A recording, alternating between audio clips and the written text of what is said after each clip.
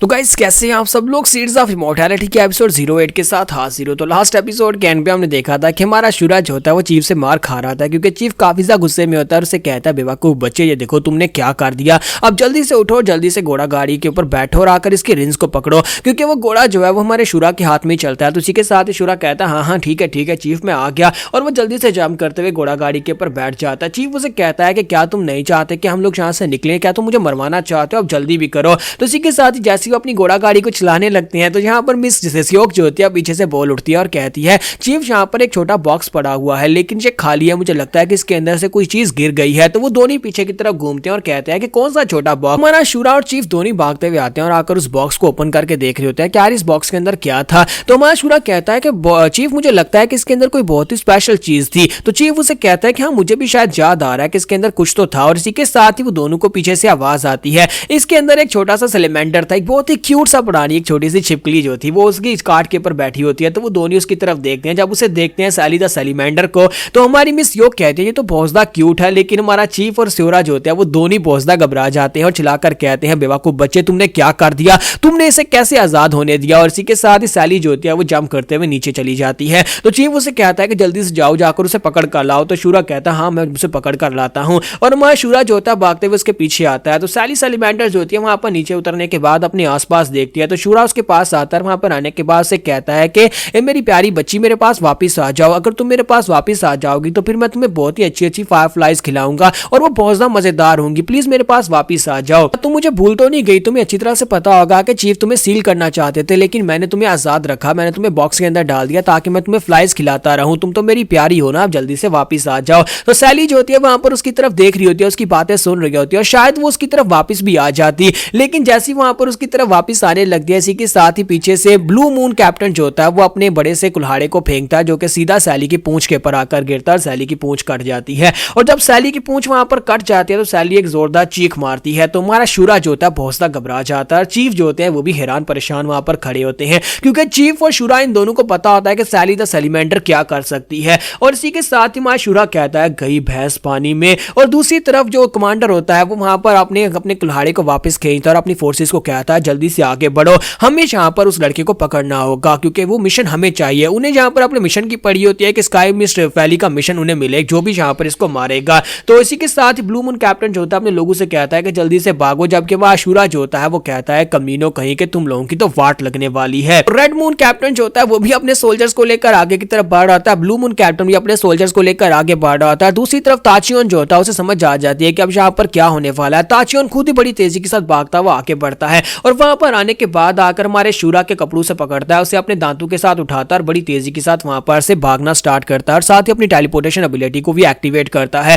क्योंकि सैली द सैलीमेंडर जो होती है वो एक विस्फोटक बॉम्ब की तरह फट सकती है और वो कोई छोटा मोटा बॉम्ब नहीं होती। इसी वजह से चीफ और शूरा जो थे वो बहुत ज्यादा घबरा रहे थे। उसकी पूंछ कटने के बाद वो गुस्सा होती है और वहां पर से लाइट चमकती है, इतनी लाइट चमकती है कि उसके अंदर से फायर निकलना शुरू हो जाती है। ब्लू मून कैप्टन और उसके साथ साथ रेड मून कैप्टन दोनों जो भागते हुए आगे की तरफ बढ़ रहे होते हैं उसकी फायर पावर इतनी पावरफुल होती है कि वहां पर पलक झपकने की स्पीड में उन लोगों की ऊपर वाली पूरी की पूरी बॉडी जो होती है वो गायब हो जाती है और उनकी बॉडीज डिस्ट्रॉय हो जाती हैं। जहां तक कि बॉस और उसके साथ कैप्टन जो दोनों ऊपर खड़े थे बिल्डिंग के ऊपर, बिल्डिंग का ऊपर का पूरा हिस्सा ही जल जाता है और गायब हो जाता है। फिर साथ ही वो लाइट इतनी ज्यादा बढ़ जाती है कि वहां पर एक धमाका होता है, इतना बड़ा धमाका कि जैसे ये समझ लो कि एक बहुत ही बड़ा एटम बम का धमाका हुआ हो। तो इतना बड़ा धमाका होता है कि दूर से दिखाई दे रहा होता है कि आसपास का पूरा जंगल का एरिया जल जाता है और उस धमाके के हटने के बाद दिखाते हैं कि वहां पर बहुत ज्यादा धुआं होता है। धुआं हटता है तो वहां पर एक बहुत ही गहरा गड्ढा बन चुका होता है जहां पर कभी यहाँ पर फोर्ट सॉवरियन हुआ करता था। फोर्ट सॉवरियन का ये वाला मेन बेस है, सो ये वाला जो बेस था पूरी तरह से वहां पर अब एक बहुत ही गहरा गड्ढा बन चुका है। सैली द सैलीमेंडर इतनी खतरनाक थी कि उसने यहाँ पर विस्फोट किया जिसकी वजह से एक बहुत ही बड़े धमाके के साथ ही अब बहुत बड़ा गड्ढा बन गया और ये सभी लोग जो होते हैं वहां पर किनारे के ऊपर खड़े होते हैं।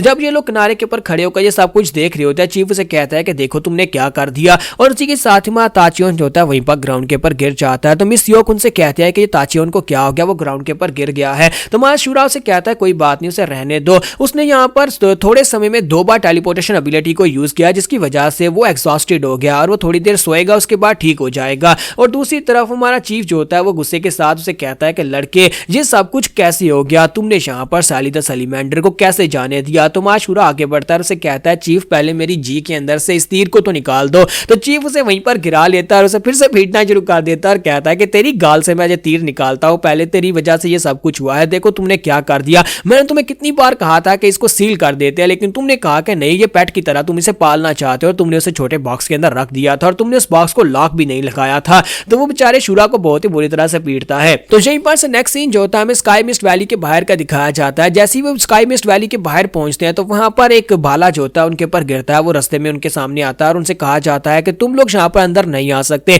पहले अपनी आइडेंटिटी कंफर्म करवाओ, उसी के बाद तुम्हें अंदर आने की इजाजत मिलेगी, वरना यहीं पर से वापस चले जाओ, वरना तुम्हें मार दिया जाएगा। तो जैसे वो लोग यहाँ पर ये कह रहे होते हैं कि हम लोग तुम्हारे पर अटैक करेंगे, तुम्हारा शूरा गुस्सा हो जाता है, कहता है कि चीफ अगर तुम चाहो तो मैं अभी जाकर उन सभी की तशरीफ को कूट कर आता हूँ। तो चीफ कहता है कि जरा रुको, और इसी के साथ ही मिस यो कहती है नहीं नहीं, वहां पर मेरे क्लैन के लोग भी हैं, तुम जाकर उनकी तशरीफ को कूट नहीं सकते। और इसी के साथ ही वो सिटी बजाती है और कहते हैं कि जरा रुको, मुझे जाकर उनसे बात करके आने दो। और इसी के साथ ही वो नीचे उतरती है और कहते हैं कि यहीं पर रुककर मेरा वेट करना। तो मिस यो भागती हुई अंदर चली जाती है, वो उस कोहरे में गायब हो जाती है। स्काई मिस्ट वैली का मतलब ये होता है कि वहां पर हर वक्त मिस्ट रहती है, और वो कोहरे के अंदर जब गायब हो जाती है तो यहाँ पर बैठे बैठे अब शूरा और उसका चीफ दोनों सोच रहे होते हैं। शूरा कहता है कि मुझे लगता है कि वो सभी लोग जब उन्हें पता चलेगा हमने उसकी लड़की को बचा लिया, यानी मिस यो को बचाया, तो वो लोग आकर हमारे पांव पड़ेंगे, हमें कहेंगे कि हम उनके मेहमान हैं और हमारे सामने तरह तरह के खाने रखेंगे। चीफ उसे कहता है कि हाँ देखना, वो सभी लोग हमारी बोझदा खिदमत करने वाले हैं, टेबल सजाएंगे, ऊपर ढेरों किस्म के खाने पड़े होंगे। तो शूरा कहता है क्या वाकई में कमाल कमाल के खाने खाने को मिलेंगे?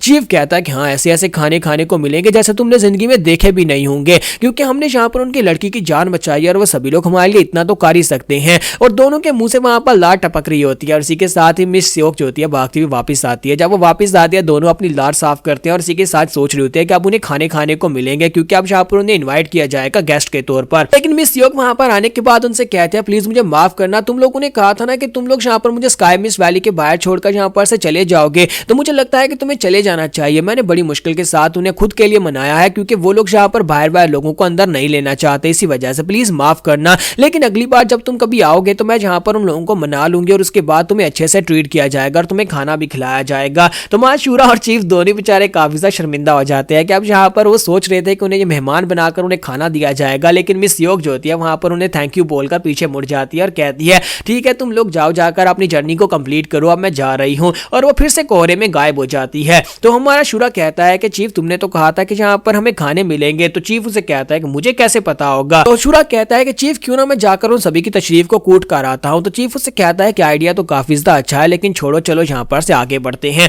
और वो दोनों वहां पर से अब आगे बढ़ जाते हैं। तो थोड़ी देर के बाद वो लोग एक जंगल के पास एक नदी के पास जाकर बैठे होते हैं, जहां पर माँ शूरा जो होता है शायद वहां पर बैठा चावल खा रहा होता है, और चीफ जो होता है अपने हाथ में वहां पर स्टिक्स लेकर बैठा होता है, दोनों स्टिक्स के साथ वहां पर अपने रास्ते को नेविगेट कर रहा होता है। तो वो उससे कहता है कि मुझे यहाँ पर ये स्टिक्स जिस बंदे ने बेची थी उसके ऊपर वारंटी कार्ड भी लिखा हुआ था कि ये सही काम करती है, लेकिन लगता नहीं है कि ये सही काम करती होंगी। तो माँ शूरा जो होता है उदास होकर उसे कहता है कि चीफ अब यहाँ पर तुम इनके बारे में भी ऐसी बात कर रहे हो, पहली साली गायब हो चुकी है और मैं उसे बहुत ज्यादा मिस कर रहा हूँ। तो चीफ भी गुस्सा हो जाता है, वहीं पर से अपने ट्यूनिंग फोक उसकी तरफ फेंकता और कहता है बेवकूफ बच्चे तुम्हारी गलती है, मैं तुम्हें कितनी बार कहा था कि उसे सील कर देता हूँ, लेकिन तुमने कहा नहीं मुझे पेट की तरह उसे रखना है। तो माँ शूरा उसे कहता है लेकिन मास्टर मैंने उसे बोस का बहुत ही अच्छे से ध्यान तो रखा था, मैं उसे रोजाना फ्लाइज भी खिला रहा था। तो मास्टर दूसरा फॉग भी उसकी तरफ फेंक देता है और कहता है कि बेवकूफ बच्चे अब जल्दी से यहाँ पर बर्तन साफ करो, हमें आगे बढ़ना होगा। जबकि यहीं पर दिखाता है कि एक लड़का ऊपर खड़ा उनको नीचे देख रहा होता है। तो यहाँ पर हमारी एपिसोड 08 का एंड करेंगे और नेक्स्ट एपिसोड में देखेंगे कि अब हमारा शूरा और चीफ अब आगे कौन से एडवेंचर पर जाने वाले हैं। अभी तक हमें इनके वापस आने का मकसद पता नहीं चला कि ये क्यों आए हैं, और शूरा की आइडेंटिटी के बारे में भी कुछ भी नहीं पता कि शूरा कौन है और क्यों इतना पावरफुल है।